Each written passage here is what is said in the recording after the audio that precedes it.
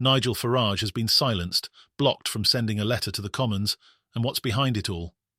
Accusations are flying that Sir Keir Starmer is pulling the strings, using his power to muzzle Parliament and keep explosive details under wraps. Farage's Reform UK MPs are fuming, claiming a blatant crackdown is happening right inside the walls of Westminster. The topic? Axel Rudakubana, the Southport attack suspect, whose connections to potential terror links remain murky as authorities clamp down. Now, with Farage and Tice both gagged on the matter, the story unfolds into a scandalous war of words as these high-profile MPs call out the Speaker, Prime Minister and the police over a supposed fear tactic aimed at halting public debate. Now, let's dive into the latest bombshell from the last 24 hours. Allegations are mounting that Starmer's government is terrified of questions surrounding Rudakubana's ties, or lack thereof, to counter-terrorism efforts, and Farage is digging his heels in. Stick around as we reveal how Commons authorities, according to Farage, scrambled to silence even the slightest mention of Rudakubana's name right before a tense Prime Minister's question session.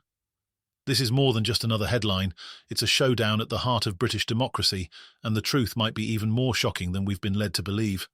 The spotlight is burning on Parliament this week as Nigel Farage claims his letter, designed to uncover possible intelligence gaps on the Southport attacker, was promptly blocked by Commons authorities. For Farage and his Reform UK colleagues, this block isn't just a procedural decision. They say it's a clear, deliberate act by the highest echelons of government to prevent scrutiny on a case that's quickly becoming the most unsettling incident in recent UK history.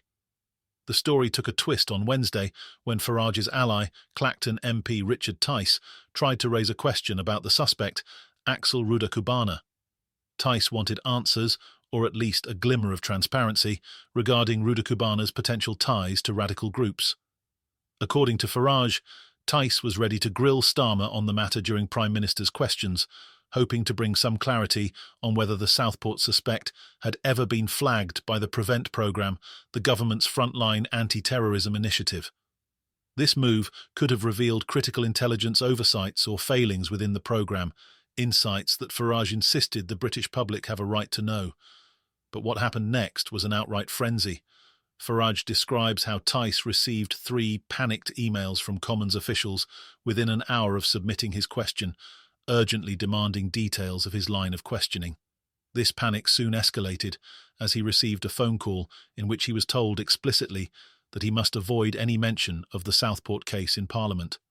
And, if that weren't enough, the Speaker himself echoed this warning, reinforcing the message just before PMQs.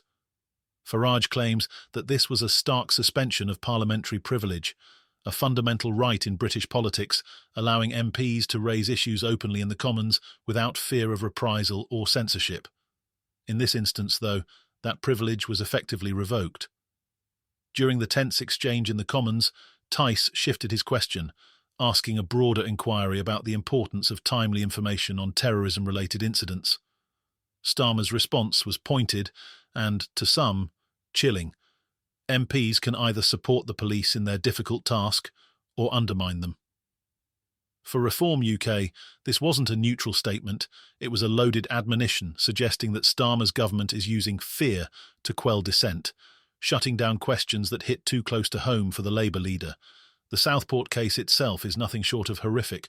Rudakubana, an 18-year-old accused of a series of brutal crimes, appeared in Westminster Magistrates' Court via video link this week.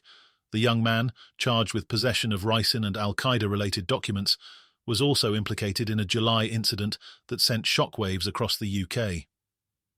During a Taylor Swift-themed dance class in Southport, Rudakubana allegedly committed heinous acts, including the murder of 3 young children and the attempted murder of multiple others, leaving a lasting scar on the community. As questions swirl around Rudakubana's background, the silence from the authorities has only fueled further speculation.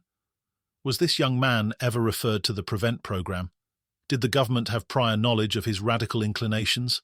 Farage claims that the refusal to address these questions is both troubling and strategic, feeding public distrust and sparking unverified theories online. Farage says that he felt compelled to act when, in the aftermath of the tragedy, he saw key details on Rudakubana's background go unanswered.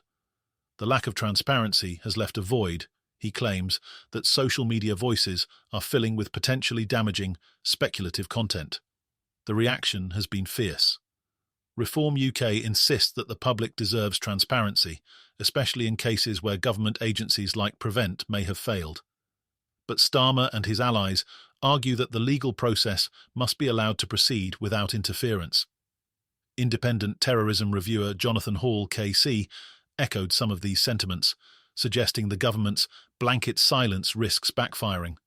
Hall, while respecting the need to preserve legal integrity, urged for a more balanced approach to transparency, stating that when officials say zilch, they risk sparking public anger and misinformation.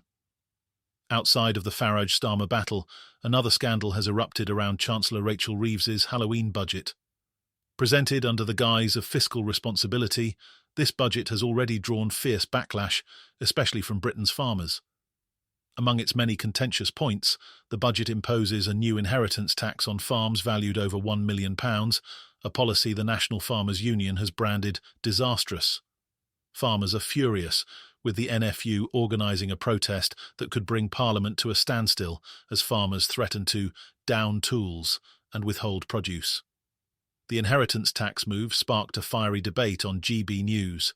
Amy Nicol-Turner argued that taxing farms worth over £2 million is fair, claiming it only affects a small minority of wealthy farmers.